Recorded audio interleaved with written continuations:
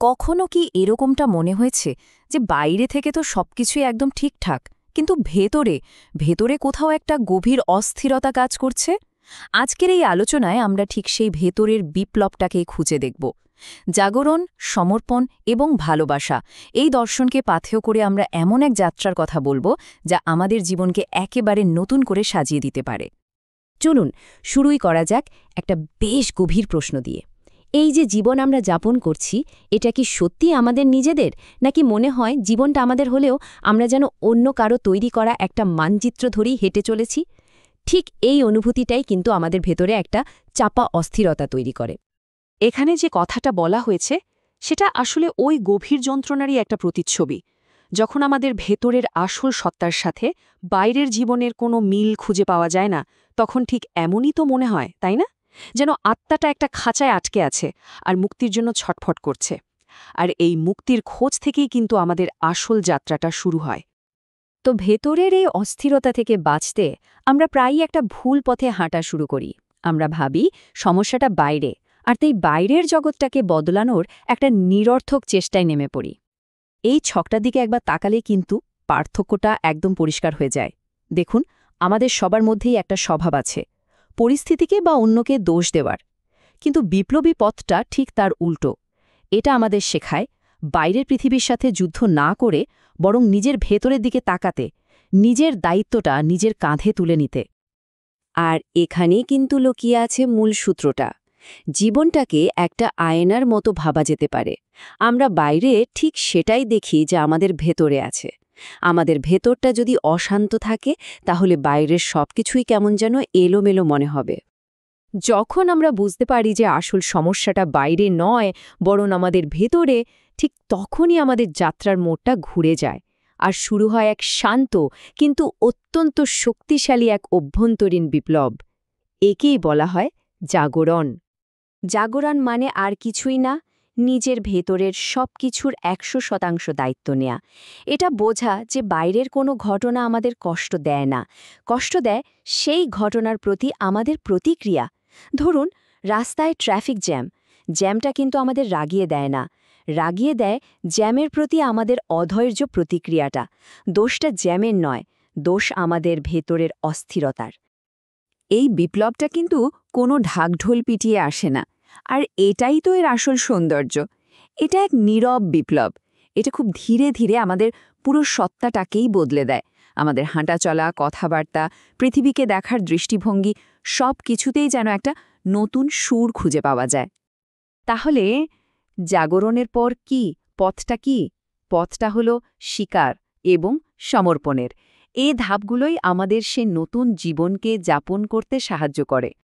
এই ৩টে ধাপই হল ভেতরের যাত্রার মূল ভিত্তি।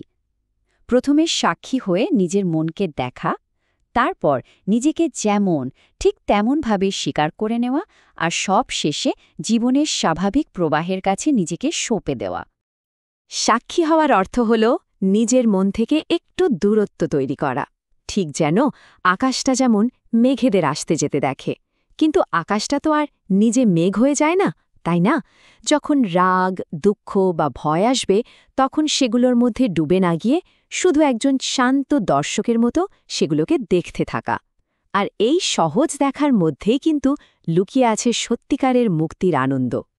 স্বীকার করে নেওয়া মানে কিন্তু হেরে যাওয়া নয়। এর আসল মানে হল নিজেকে ভালোবাসা, নিজের সমস্ত খুঁত, সমস্ত অপূর্ণতা নিয়েই ভালোবাসা। আর এই ভালোবাসাটাই হল সেই উর্বর মাটি যেখান থেকে আসল পরিবর্তনটা স্বাভাবিকভাবে জন্মায়। ভাবা যায় কি অসাধারণ একটা উপমা। পরিবর্তনের জন্য কোনো জোর জবরদস্তির দরকারই নেই। একটা গাছ যেমন ফুল ফোটানোর জন্য লড়াই করে না, শুধু মাটিতে তার শিকড়কে মজবুত করে, আমাদেরও ঠিক তাই করতে হবে। নিজের চেতনার মাটিতে শিকড় গাড়তে হবে। ফুলটা ঠিক সময়ে নিজে থেকেই ফুটবে। সমর্পণ শব্দটা শুনলেই অনেকে হয়তো ভাবেন দুর্বলতা বা হেরে যাওয়া, কিন্তু একদমই তা নয়।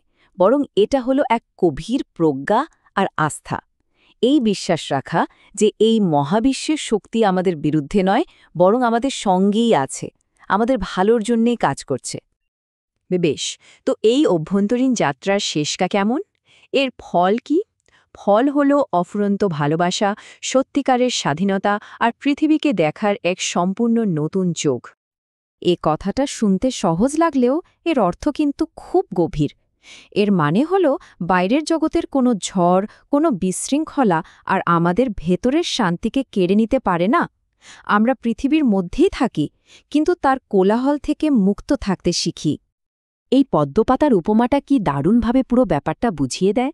জীবনের জলে থেকেও তার ছোঁয়া থেকে নিজেকে আলাদা রাখা। এর মানে হল আমরা সবকিছুই অনুভব করব, সুখ, দুঃখ, আনন্দ, বেদনা, কিন্তু কোনো কিছুতে আর আটকে পড়ব না, ভিজে যাব না। এটা একটা অত্যন্ত শক্তিশালী ধারণা। এতদিন হয়তো জীবনই আমাদের চালিয়ে নিয়ে যাচ্ছিল, কিন্তু এই জাগরণের পর আমরা জীবনের চালক হয়ে উঠি। ভাগ্যের শিকার না হয়ে আমরা সচেতনভাবে নিজের পথটা নিজেরাই তৈরি করি। দেখুন, পৃথিবী কিন্তু এক চুলো বদলায়নি, বদলেছে শুধু আমাদের দেখার চোখটা। যখন ভেতরটা বদলে যায়, তখন যে পৃথিবীকে একসময় শত্রু মনে হতো তাকেই পরম বন্ধু বলে মনে হয়। জীবনটা তখন আর যুদ্ধক্ষেত্র থাকে না, একটা নাচের মঞ্চ হয়ে ওঠে। আর এই যাত্রার সবচেয়ে সুন্দর উপহার হল প্রেম। এই প্রেমটা কোনো লেনদেনের ব্যাপার নয়, এটা আমাদের ভেতরের পরিপূর্ণতা থেকে উপচে পড়া এক শক্তি, যা কোনো শর্ত ছাড়াই সবার দিকে প্রবাহিত হতে থাকে, ঠিক যেমন একটা পরিপূর্ণ কলসি থেকে জল উপচে পড়ে। আর সবশেষে এই প্রশ্নটা আমাদের প্রত্যেকের জন্য।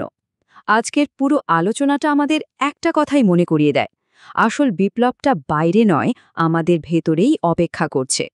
এখন শুধু সেই যাত্রাপথে প্রথম পদক্ষেপটা নেওয়ার অপেক্ষা। সিদ্ধান্তটা একান্তই আমাদের।